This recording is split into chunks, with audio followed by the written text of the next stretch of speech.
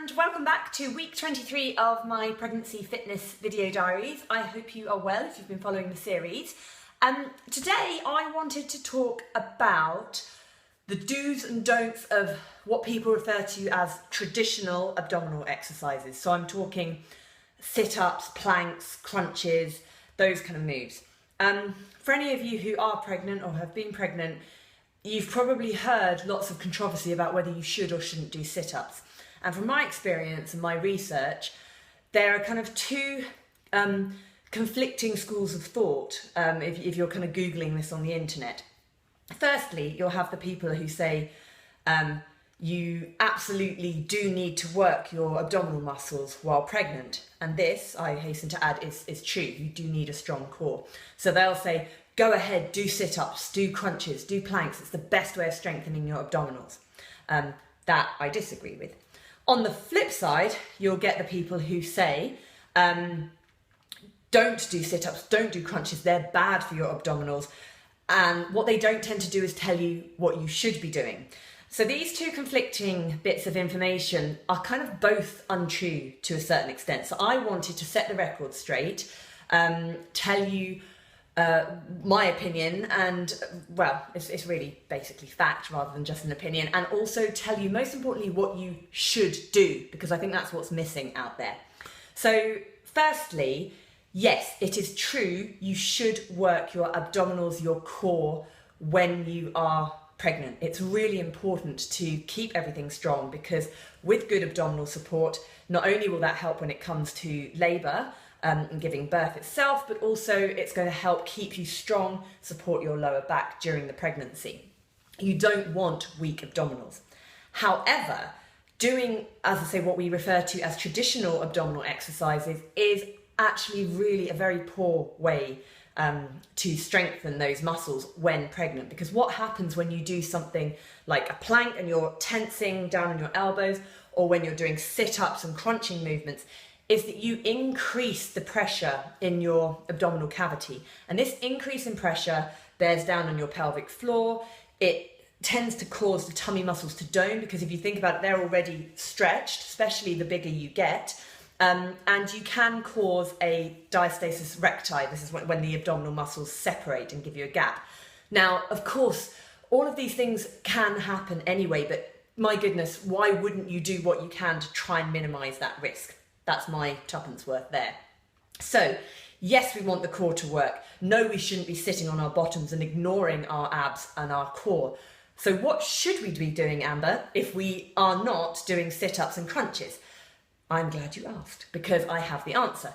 So what we need to do is work out how to activate the core without increasing the pressure. What we don't want to do is push our bellies out, push our pelvic floor down, tense everything up here in our diaphragm and the breathing muscles and all of these muscles that work together.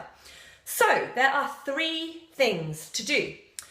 Number one is actually something that I covered in a few videos previously about how to do the traditional Kegel exercise, your traditional pelvic floor exercise, whilst adding in visualization, adding in breath, and then introducing this to your exercises. Number two is to do a thing that resembles a standing press up, which I will demonstrate in a moment. And number three is an exercise you can do kneeling down on the floor, which is a straight arm pull down. And again, you do any of these things, you will feel your core working. Okay, so the first thing, as I say, we covered this before, so I'm not going to go into great detail here, but we spoke about how traditional Kegel exercises on their own and just lifting the pelvic floor doesn't really work in real life, and that what we want to do is practice this long, slow exhalation, breathing all the way out, and as you get rid of those last few drops of air, you will feel your tummy muscles compress and flatten. You will feel the tummy activate, and at that point, that's when you visualize bringing your pubis to coccyx, bringing the two sit bones together and drawing up the pelvic floor. So inhaling, slowly exhale,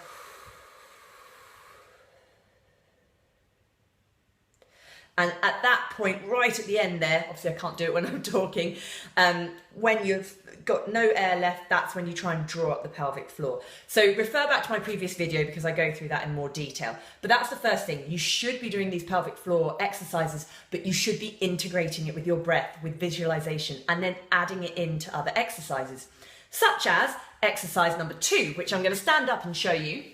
So many of you will have done press-ups before, whether you've done them on the floor, full press-ups, or kneeling, or a regressed version standing up. This one is going to be the standing version, but what I'm going to ask you to do is, if you have a resistance band, you're going to put this behind your back, like so, and pin that down onto a surface. Now I'm using the edge of my exercise bike here, but you could use your kitchen counter, works really well, that tends to be a good height, or a high-ish table like a dining table. And keeping the body completely tense, I'm squeezing my glutes, my body is straight, I'm not hinging at the hips. I'm going to come into a press up, and then as I exhale, I push back. And that resistance band just gives me a little bit extra. And as I do this, and I'm usually fairly strong, I can, do full press ups, but even doing this, I can really feel my core working. So without me talking,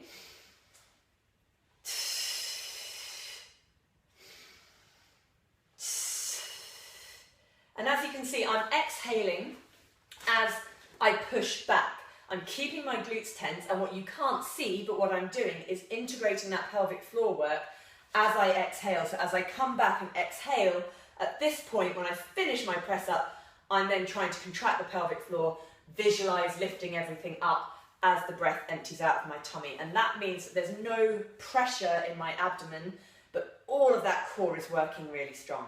Okay, so that's your second exercise, the standing press up, ideally with a resistance band, or if you have somebody with you, you can get them to resist you by asking them to lightly press on your back as you come back. So they would stand behind me, and at this point, they just apply gentle pressure with their fingertips to stop, to make it a little bit harder to push back. But generally, if you're working on your own, the band will be your friend.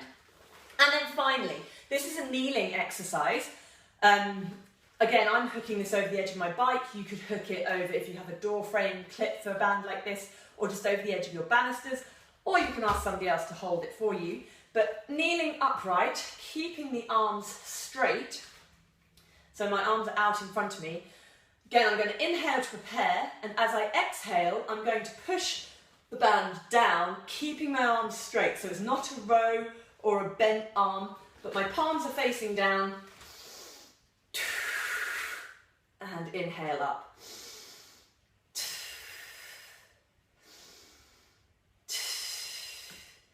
And hopefully, you will feel this. As I'm doing that, again, I can feel all of these tummy muscles really working, and not a sit-up in sight, okay? What's important is that you keep the arms straight, that you're not bending at the hips, and that you keep your glutes nice and strong. And again, as I exhale, right at the bottom, when all the air's gone, that's when I'd add in that pelvic floor contraction and visualize lifting up. Okay, so one more time, straight arms, shoulders pulled down.